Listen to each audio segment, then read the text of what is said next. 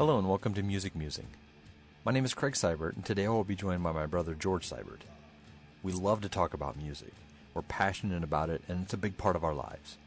Every once in a while we have these conversations, and we thought we'd just like to share those with you. So if you love music, sit back and enjoy this podcast.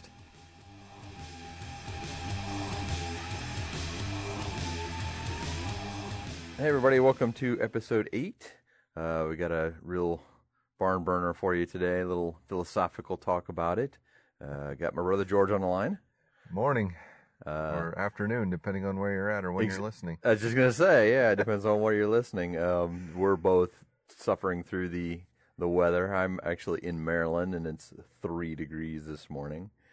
I'm actually in Florida, and it's only about 28 degrees, so this is almost uncharted territory. Not unprecedented, but uncharted. So, oddly enough, after you and I discussed what we wanted to do for this episode, I had watched a video that a couple people had tagged me in after our last episode called Hired Gun. It kind of chronicles a lot of the musicians that were quote-unquote hired guns that were with a lot of big-name bands at the time, 60s, 70s, 80s.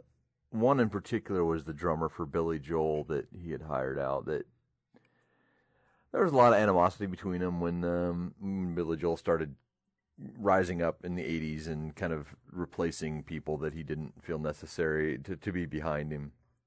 And he actually said a quote. His name's Liberty Devitto, and he actually said a quote from the movie that his mom told him that you had your turn, now it's the young guys' turns. And the video is pretty cool. It's an interesting take on a genre that I didn't know a lot about, but I knew was out there. And interestingly enough, they had Jason Newsted on there talking about taking over for Cliff Burton.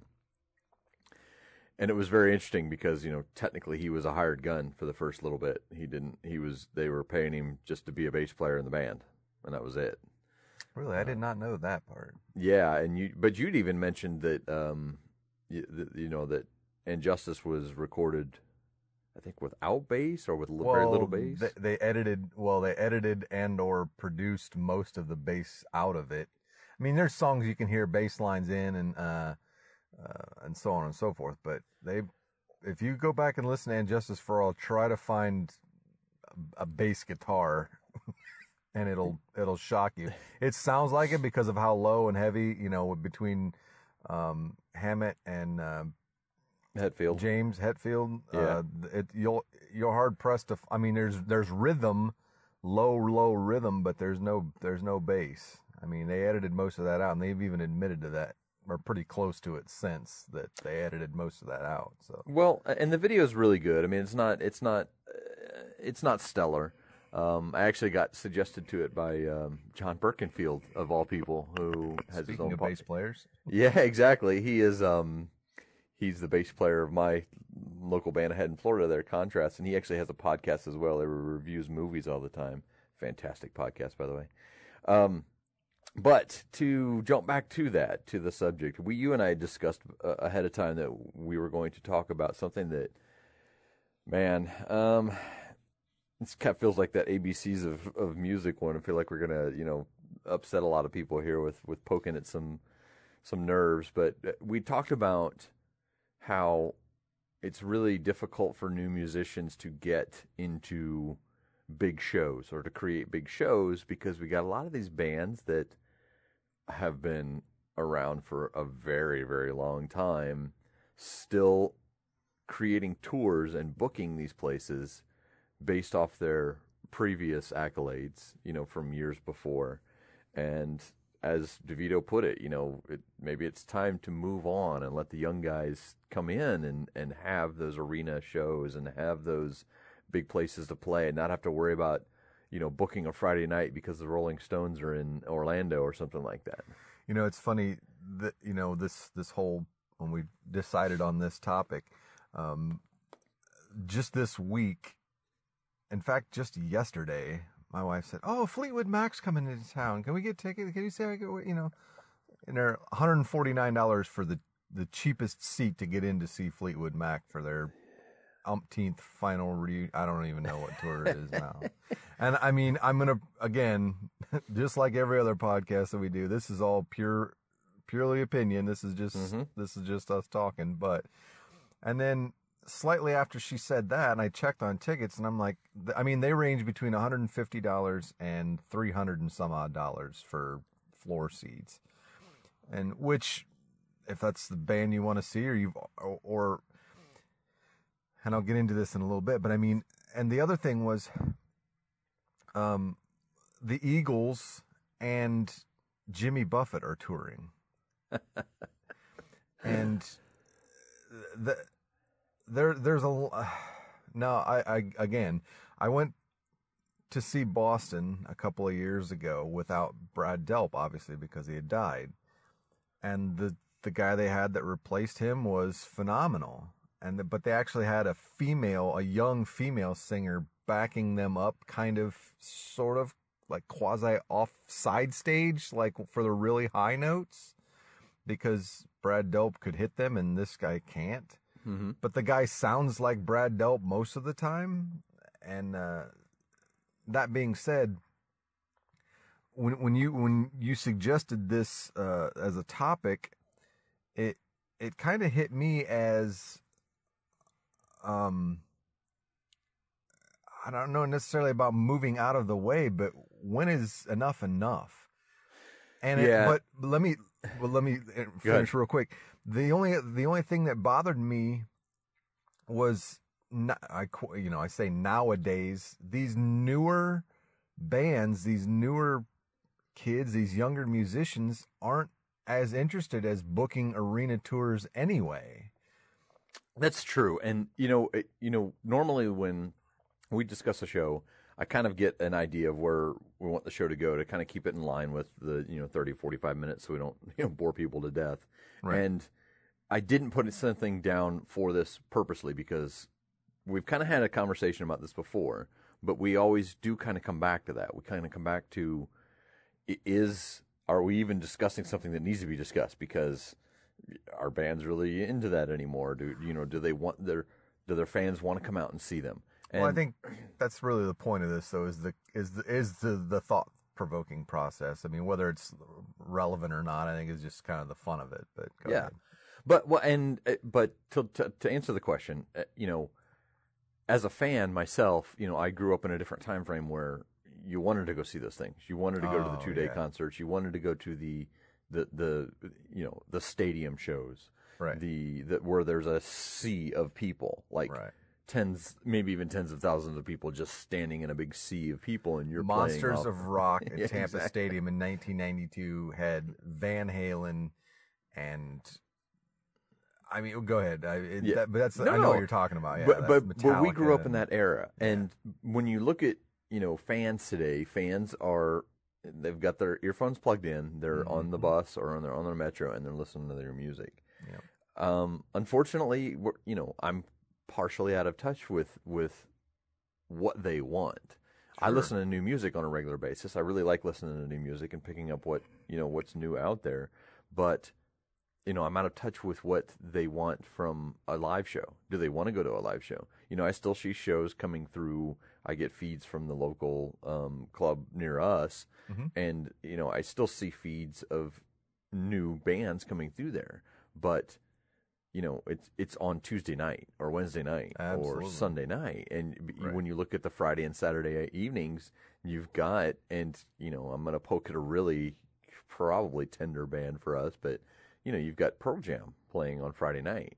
And while I love some Pearl Jam and I appreciate their music, they're even getting up into that range that we're discussing. And, that's kind of a whole discussion we'll have here in a second too. But I think you're right. I think that maybe it's almost a moot point. Maybe it's a point where musicians or fans today don't necessarily want to go see that. But me, honestly, even new bands, I would want to go see a new band in a show.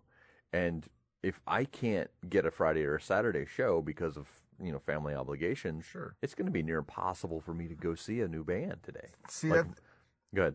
One of my whatever. One of my memories on my Facebook feed from a few years back was I had tickets to see the Black Keys, but it was a Tuesday night show. Mm-hmm. There you go. And I had to literally had to give them away. Yeah, and I'm not saying that the Right. bands aren't going to end. Big new bands aren't going to end up playing on weeknights too. Right. But those bands can say, we want to come to your town, but we want to play on Friday or Saturday. Exactly. And they're going to be like, we'll clear our books. You're the Rolling Stones. We'll clear our books. Oh, absolutely. But that's recently Hall & Oates have been touring. Daryl Hall is 70 plus, and Yeah. I'm not joking. And like you said, there's all these we'll use the loving term, all the zombies walking around with their earbuds in or their giant Bluetooth Dr. Dre Beats headphones, whatever. Right. Whatever the difference is, they're walking around listening to what they want to listen to. And in this day and age, I don't think they have the time, and they don't care to see bands live. They don't want to be, they can't afford to be distracted that long, like to go to buy tickets, to buy, and to spend their time right to go see a band like that. So I think bands that tour Friday, Saturday night, i.e., the Eagles and Jimmy Buffett, Fleetwood Mac, Pearl Jam, to use yours. I don't think there's competition, so I don't really think it matters, honestly. Well, and it's interesting you'd say that too, because we've had this conversation slightly before, but I never saw it going this direction, because last time we had this conversation, it was really kind of a rant of, I'm sick of seeing Guns N' Roses and AC/DC, absolutely, and all those bands that I love, and it's almost, I hate to say this is going to sound so horrible, but it's almost a disgrace. It is to go see them, and to see them, give a lackluster performance because Mick Jagger's 74, and yeah, he moves a little bit, but. Dude, how I am about Anthrax. They will be here in town on the 13th of January, and I refuse to go see them. I can't, because of that. Because of I don't want to. In our generation, I don't want to ruin that, because I saw them in 88 or 89. Prime, when. At the USF Sundome, they literally piled chairs in the middle of the floor and tried to light them on fire to mosh around them. That's what I wanted to see, because that's where I was. Nowadays, kids, teenagers, preteens, young adults, they don't have time for that stuff. But what the direction I guess I sort of wanted to push this was radio play.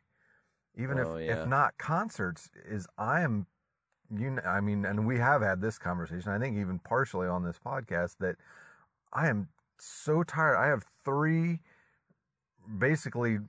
I have a contemporary, a classic rock, and like a pop station here in Tampa Bay. I have 98 Rock. I have 97X, which is an alternative rock station, which plays stuff I can't even figure out. And then we have 107.3 The Eagle, which is a classic rock station, and we have Q105, which plays 80s, 90s, and more is their tagline. So, fill in whatever you want to listen to there. Anything from, Journey to Madonna, and pretty much anything in between, the Commodores and stuff like that. But I'd say at least 8 times out of 10, probably 9 times out of 10, that's why I listen to Pandora now. But if I have the radio on, like in my work truck, if I'm driving around listening to the radio, if I push 98 Rock, there'll be Led Zeppelin or Leonard Skinner. If I push the next button to the classic rock, there'll be, Led Zeppelin or Bon Jovi or something of that nature. And if I hit Q105, if hit the contemporary or the, mild range, there'll be, Fleetwood Mac on there. And it's a microcosm of kind of this whole conversation for me, is because That's what I'm talking about. The concert thing, I think, is more or less, like we said, it's, okay, the Rolling Stones are going to be here Friday night. Well, that's because 74, and, the concert starts at 6 in the evening because, 74-year-olds that are going to go see them. I think, Mom said Neil Diamond is coming in concert. He's got to be pushing 80, right?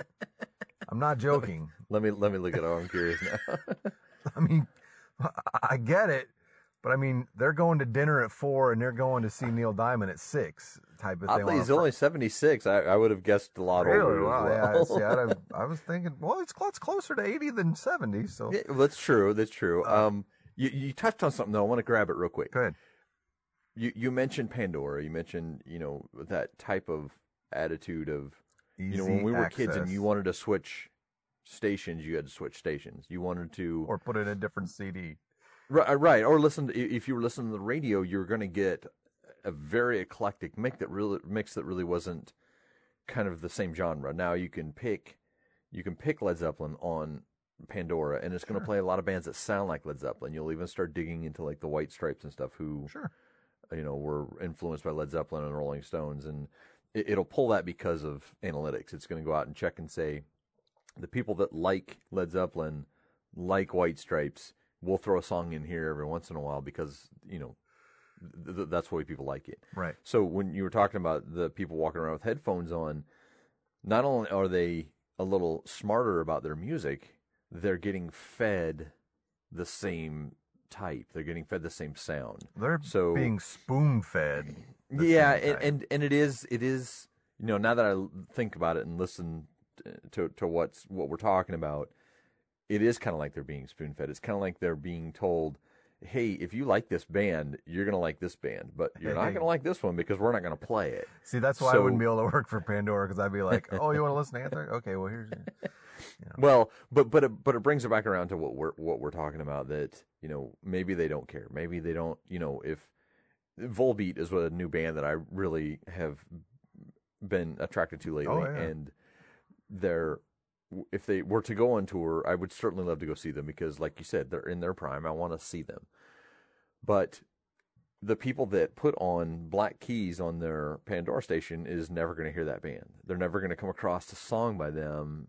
Maybe accidentally they might bump something and it might come up, or Pandora might, reach way out and grab something and say, hey, check this out. Right. But very rarely are they going to cross genres like that at that point.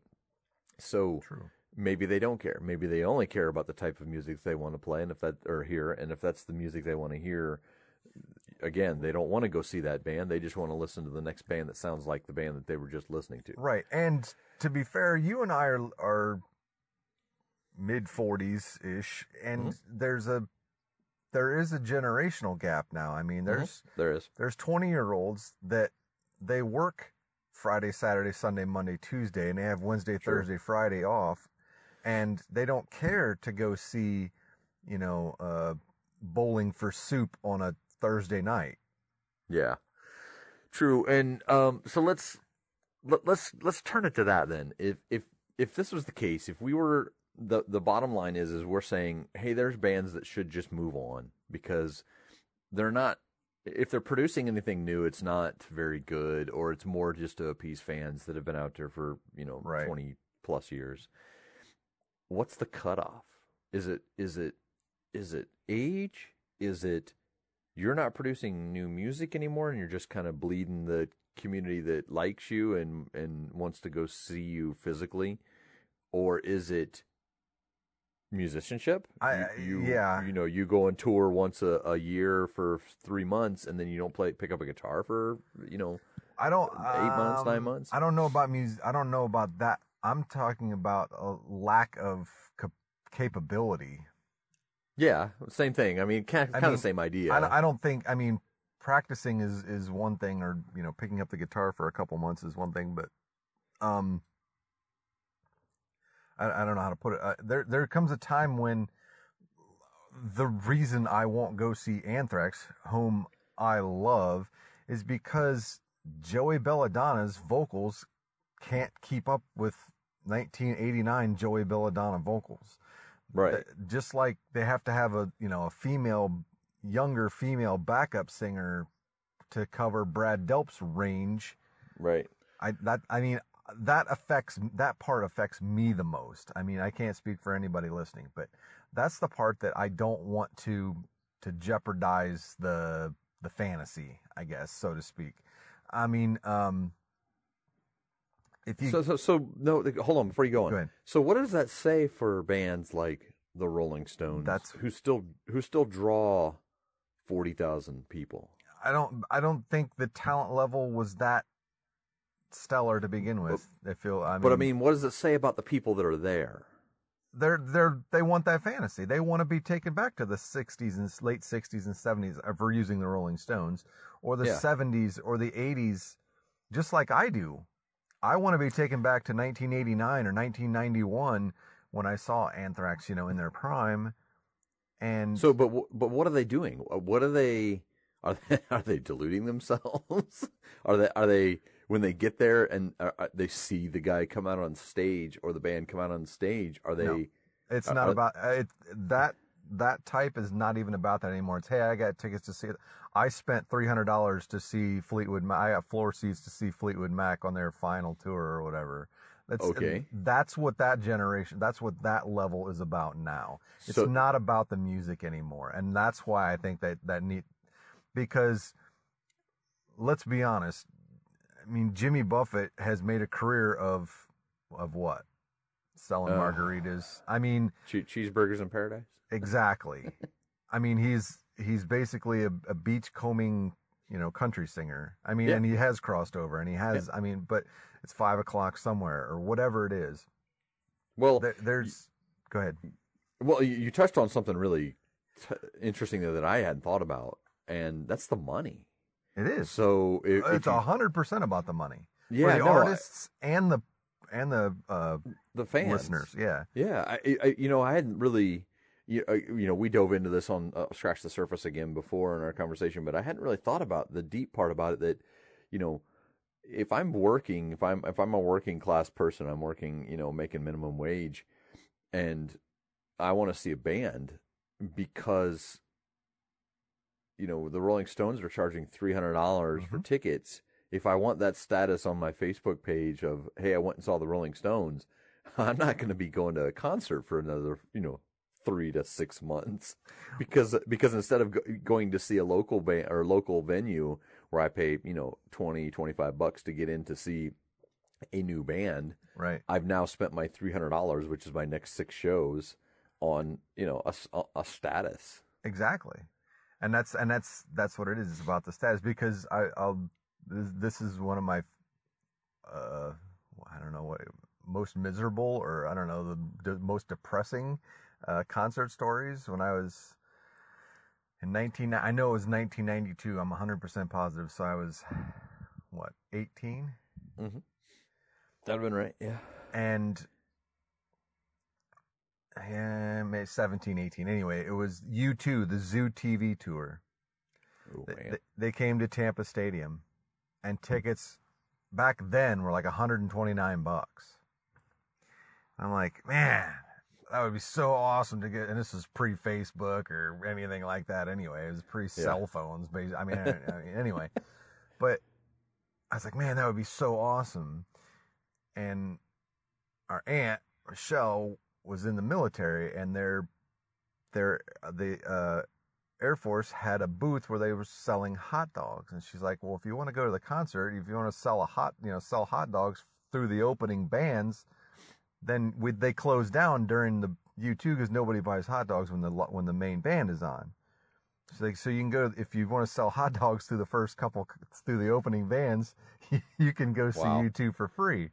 And that was, I mean, like the lights shine down. It's like, wow, go see U2 for free. All I gotta do is sell hot dogs. And it was about the money. Then it was about the money. Yeah. There's no way I could afford to see a band and 90s. I mean, let's be honest. U2 started 78, 79? I mean, they'd been around 15 years. Yeah, I would say that's probably. I mean, their first album, I bet, was 79. They're probably pretty accurate. Let's see. And yes, 76 actually years really? active. Obviously, that's obviously 76 probably local, setting up the band, getting band members and stuff. So, but yeah, I mean, I don't have any delusions that a 22-year-old kid listening to music today wants to go see the Rolling Stones. I'm not saying that. I'm just saying that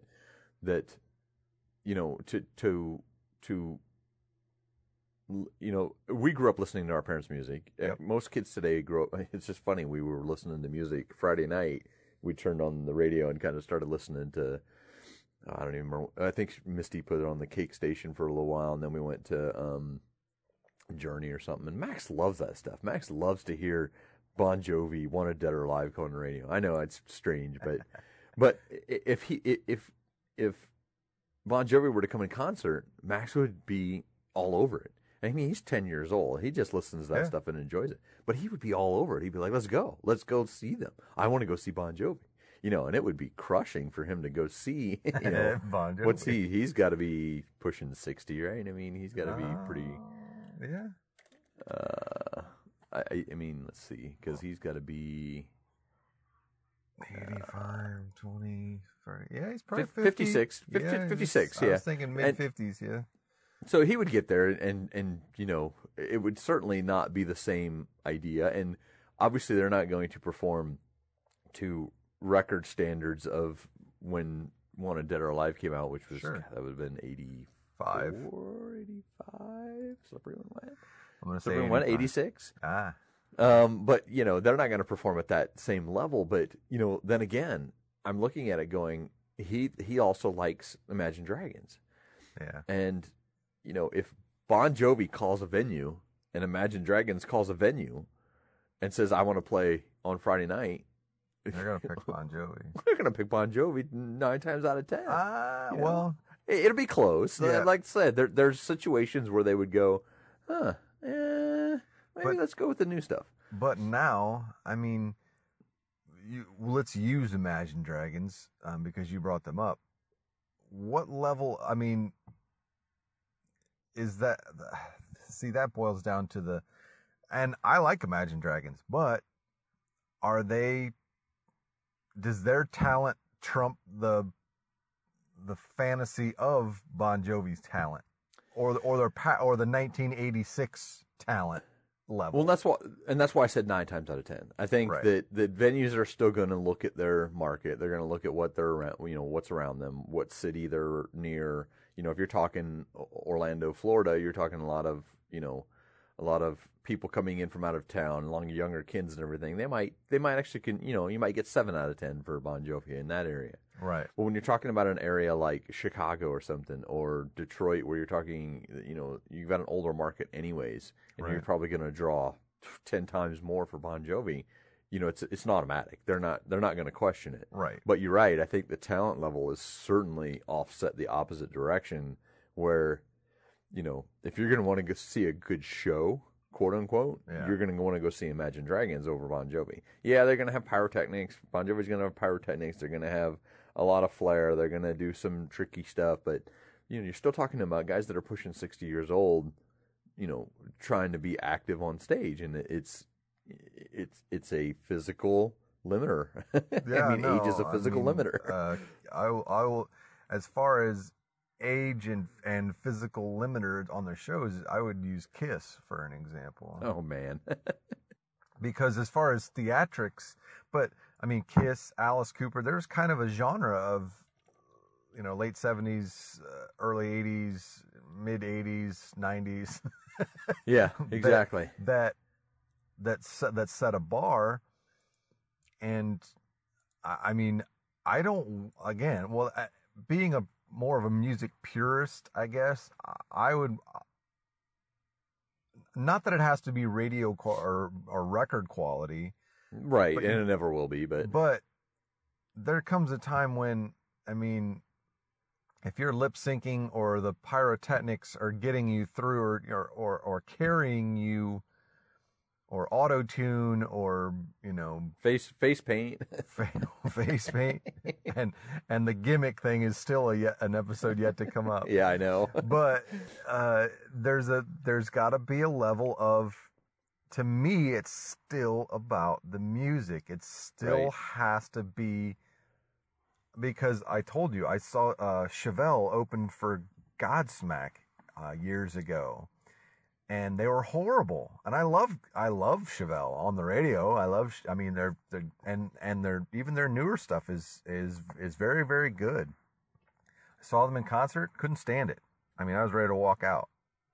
Wow. It was that bad. Yeah. That bothers me, because that affects my, when I hear them on the radio, I'm like, man, the first thing I think is, man, they suck in concert. I'm serious. So it being more of a music, I'm using air quotes, you can't see, but purist, to me, it's about the music first and the show second. That's why I steered this toward radio play a little bit, because I'm sick and tired of, having Fleetwood Mac, Bon Jovi, and, Have a Drink on Me, AC/DC my only choices on the radio. Right. No, I see where you're going with that now. And you brought it up earlier, and yeah, I mean, it fuels that. It fuels that, hey, I'm going to go spend $300 to see them because, oh my gosh, I heard Led Zeppelin on the radio today, I'm going to go see them. Yeah, exactly. You can't see them, obviously, but, well, they still threatening a reunion. Who knows? I know. Well, but kind of one of the last things I wanted to touch on was from my point of view, as a playing in a local band, we opened for a couple national acts, and that was it. But if you take that attitude towards it as well, if you talk about Rolling Stones coming into, let's just say, Washington, D.C. to play, right? Who opens for them?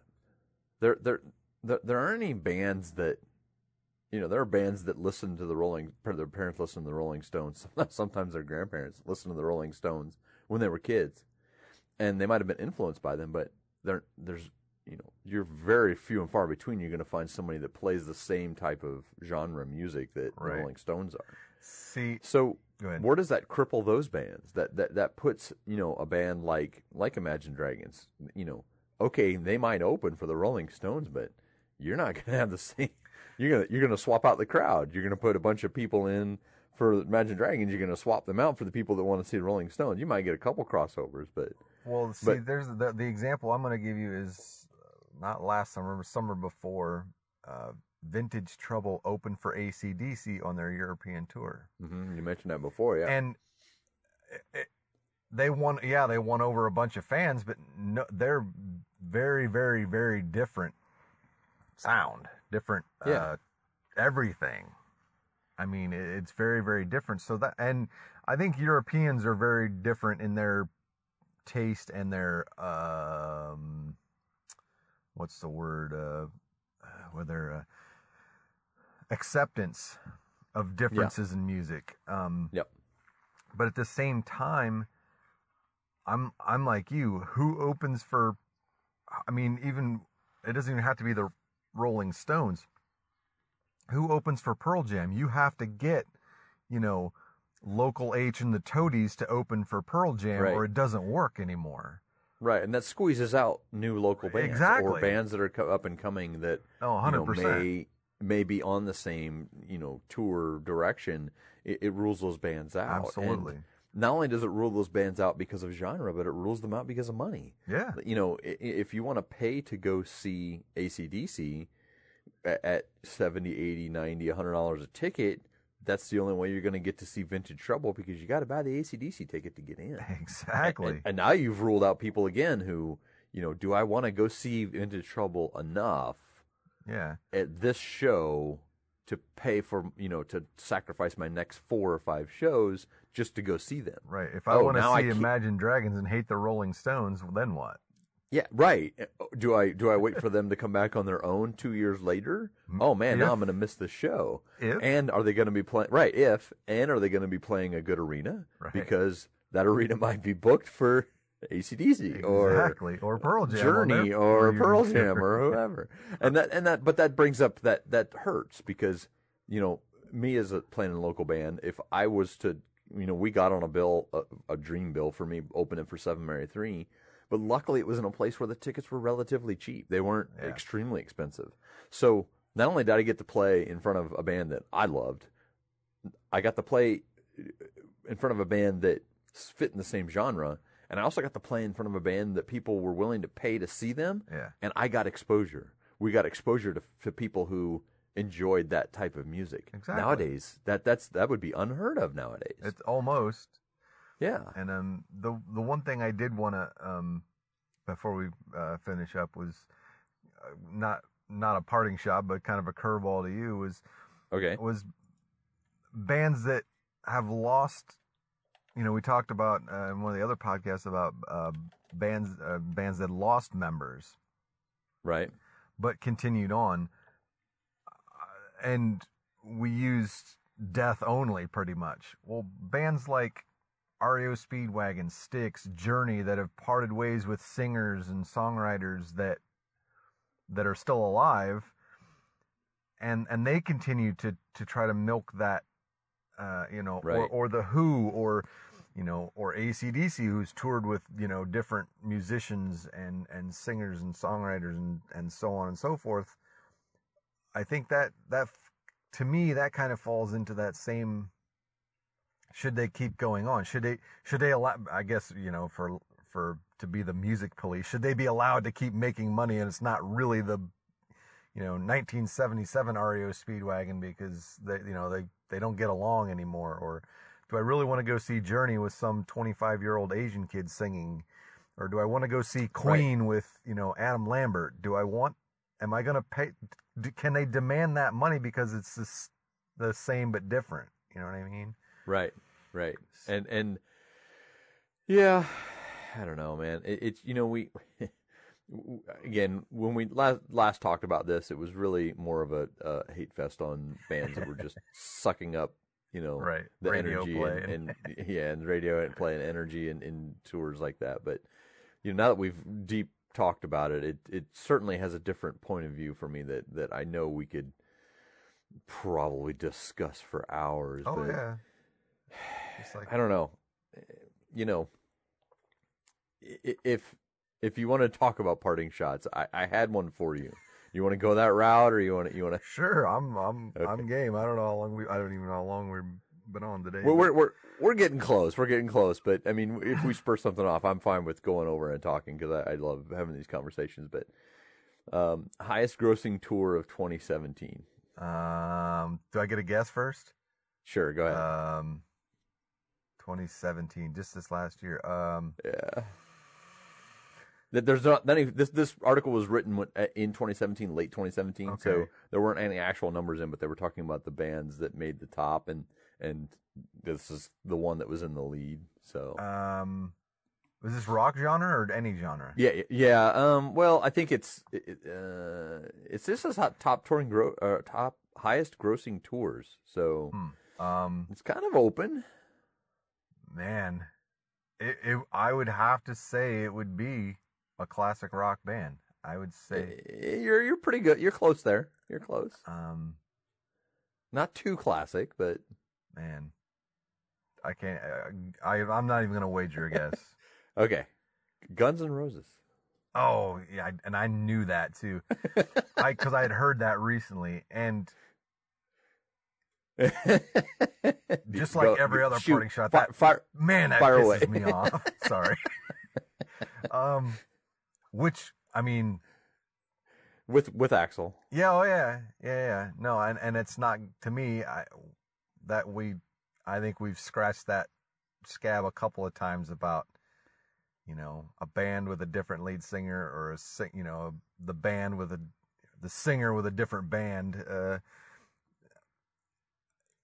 Bravo, good for them. But look at the money and they go down the list and say U2's next, and there was another band in the mirror. I can't find it, but like fourth was Justin Bieber, and if you look at obviously those two bands are completely on opposite realms of each other. Okay, let me stop you right there though.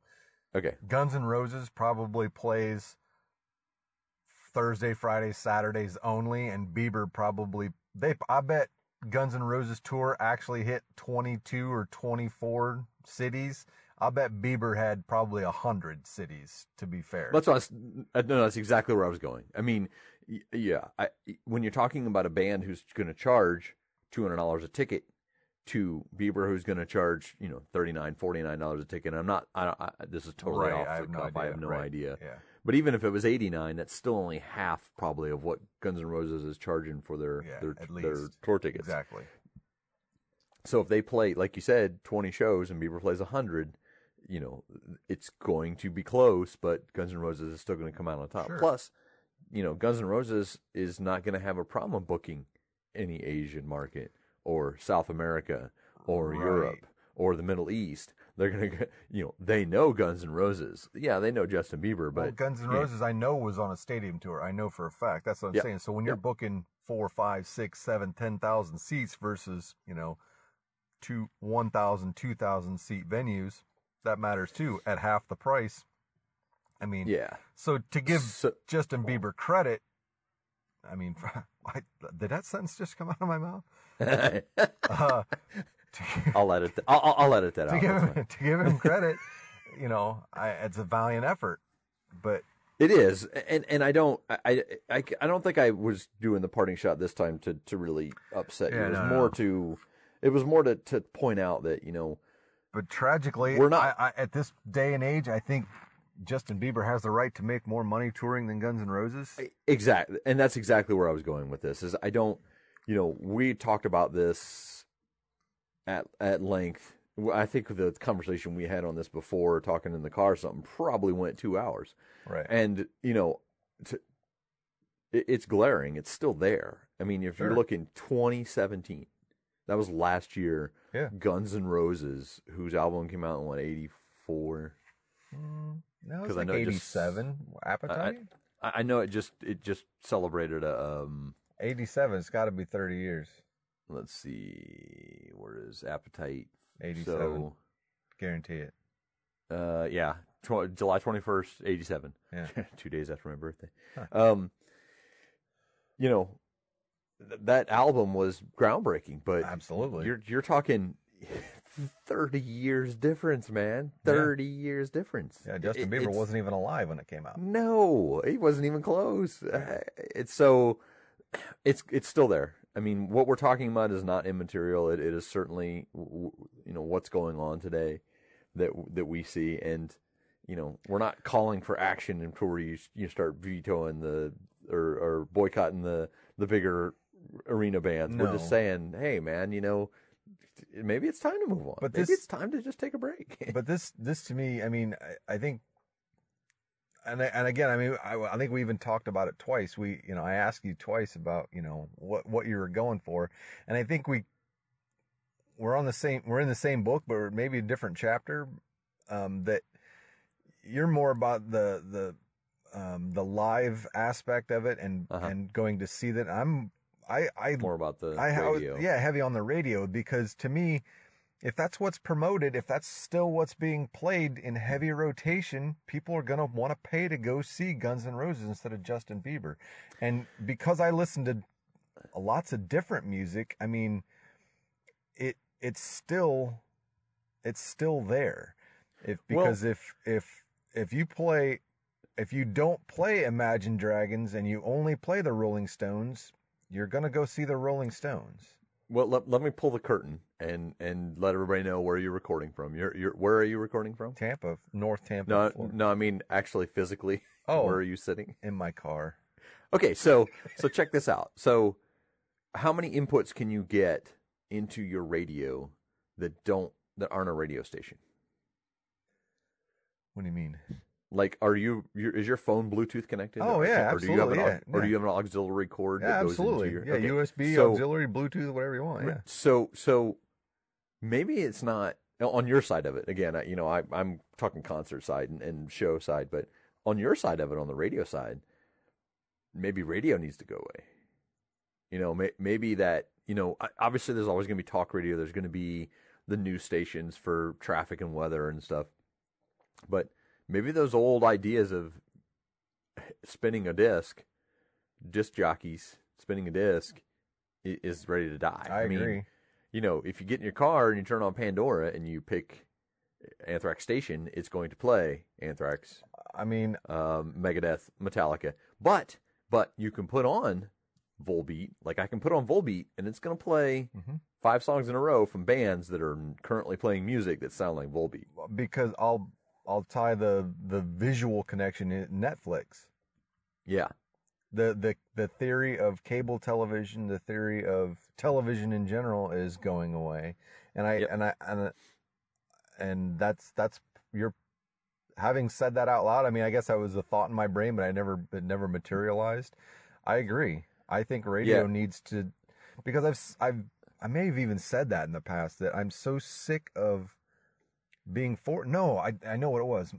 Another friend of mine, Sean, and I had a conversation about that very thing, about why radio, are these songs still popular only because radio keeps them alive? Are these bands still popular only because radio keeps them alive? Because I've heard of the Rolling Stones. I don't listen to the Rolling Stones, but if they're coming in concert, like, oh, the Rolling Stones are coming in concert. Wow, those guys are old. They've been around 60 years. And why? I don't listen to the Rolling Stones. I mean, Mom and Dad did. I mean, I know I could probably name a dozen songs off the top of my head, but I wouldn't spend $300 to go see them. But the fact that they're still in radio rotation, and when they announce their concert list, or where they're touring, and if they're coming to Tampa in 2018, I guarantee radio amps up play early, to get people 2 months ago. I hear the Rolling Stones on the radio all the time. They're coming in concert. And what real quick, what irritates me about things like that is how I found Authority Zero was on the alternative rock station here in Tampa in early 90s, 93, 4, somewhere in there. They started playing them. I fell in love with them, and I've loved them ever since. They came in. I've seen them 3 times in concert, and the last time I went and seen them, that alternative rock station had their one of their festival free concerts for new bands or whatever, and they didn't promote Authority Zero the way they promoted them prior to that, interfering with their schedule. So like you said, they had a schedule set. He was touring, our Authority band was touring, Authority Zero was touring, and it coincided with he was going to be in St. Pete on the Saturday that their big free new local live show was happening. So they promoted their show instead of the band that they had promoted in the past. Right. And there was literally 1/10 of the people there. And it's not like, I mean, he's, the Rolling Stones where there are 1,000, I mean, it was maybe a 2,000 person venue, but, he even said on stage, he's like, well, I guess the crowd's a little thin tonight because we didn't get promoted the way we used to, Yeah. And that stuck with me. That bothered me because of, like I said, and you just said it, maybe radio needs to go away, because I think that influences more people than Pandora ever could. Because through Pandora, I have found other bands that sound like bands that I like to listen to. Like, oh, who's this? And I dive into them. Well, the radio is going to keep playing Freebird, and I turn the station every time. Well, that's. I mean, you could basically start another podcast right now on that, because it's, the idea of being able to pick and choose is becoming, obviously, like you said, more popular with cable.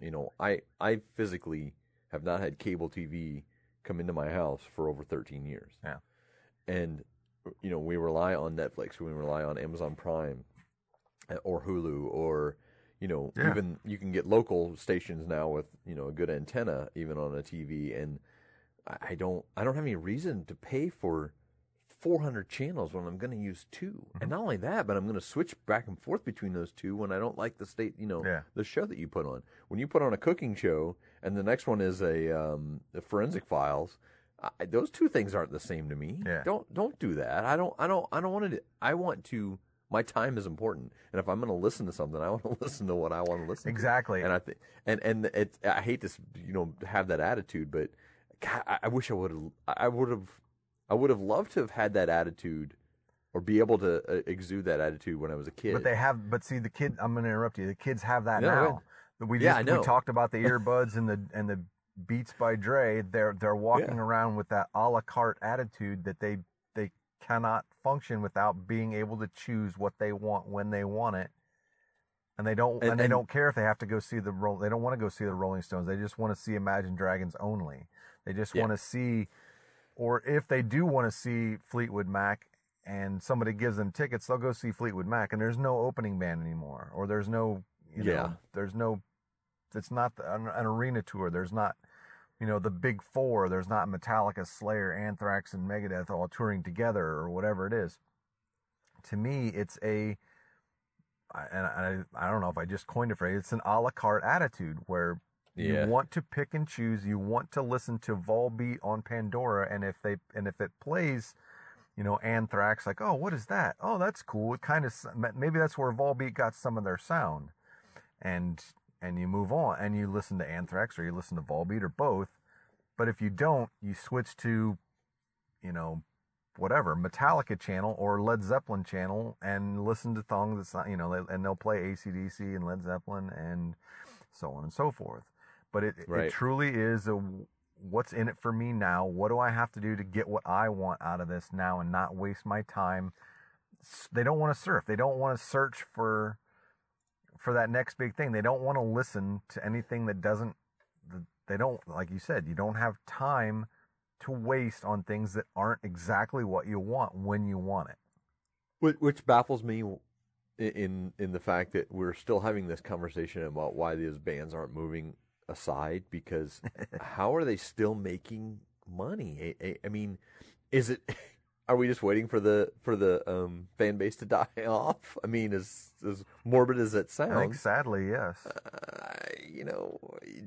But I don't think it should take that long, and that's why I really wanted to talk about this. Is I don't think we should have to wait till a band's, till all the members are 80 years old before we have to worry about them moving on and other bands getting their day in the light, or being able to reach and grab more fans and do more stuff with that kind of, I agree.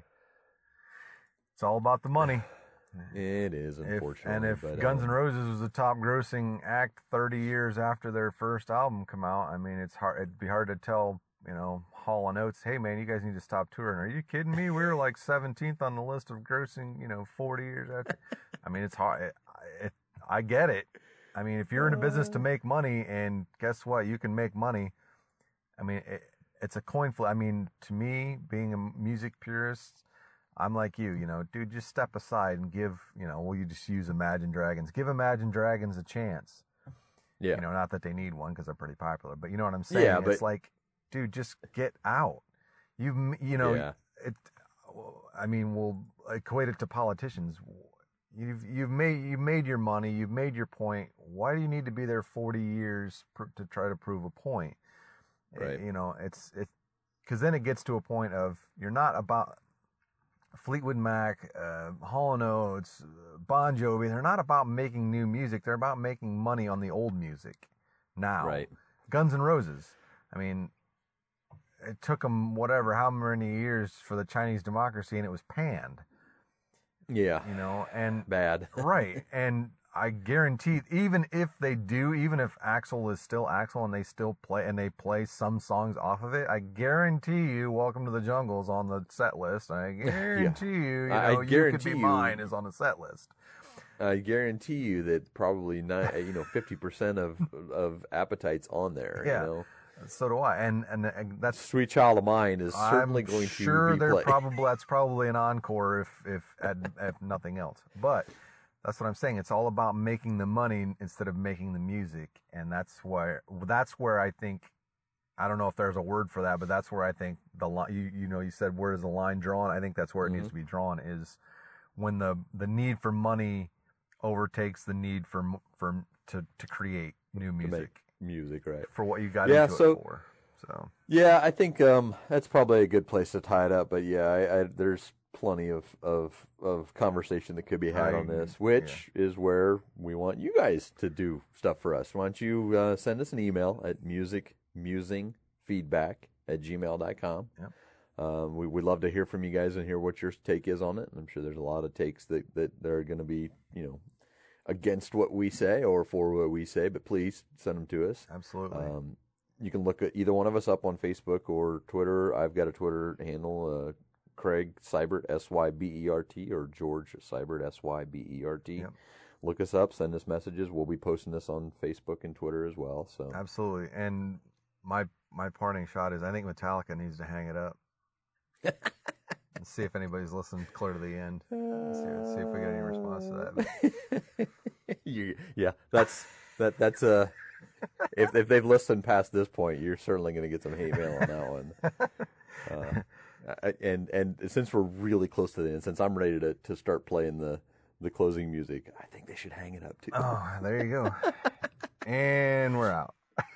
Okay, brother, take care of yourself, and we'll catch up in a couple weeks. Absolutely. Thanks, brother. Yep, see ya.